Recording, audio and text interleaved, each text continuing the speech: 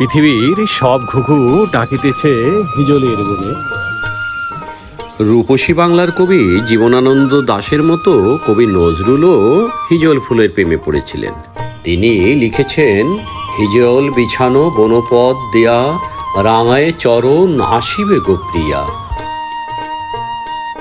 পল্লীর প্রকৃতির সাথে যেমন মিশে আছে হিজল গাছ, তেমনি সাহিত্যেও এর নানান জায়গায় বিচরণ।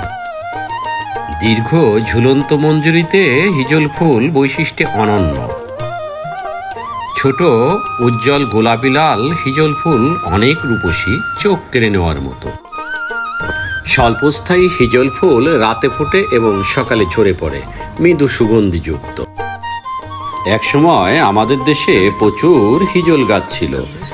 গাছগুলো সাধারণত জলাভূমির পাশে জন্মায় এবং অনেকদিন পানিতে ডুবে থাকলেও মারা যায় না। কালের বিবর্তনে এই গাছের সংখ্যা কমে গেলেও হাওর অঞ্চলে এখনও বেশ হিজল করচের গাছ রয়েছে। হিজলের রয়েছে বহুবিধ ব্যবহার। হিজল কাঠ নৌকা, গরুর গাড়ি তৈরির পাশাপাশি জ্বালানি হিসেবে ব্যবহৃত হয়। তপ্ত দুপুরে ক্লান্ত পথিক হিজলের ছায়ায় যেমন শরীর জুড়িয়ে নেয়, তেমনি সৌন্দর্য পিপাসু নিসর্গ প্রেমীরা হিজল ফুলের সৌন্দর্যে নয়ন জুড়িয়ে নেয়।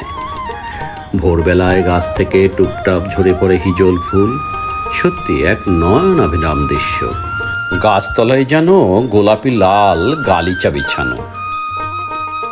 ভালো থাকবেন সবাই, ধন্যবাদ।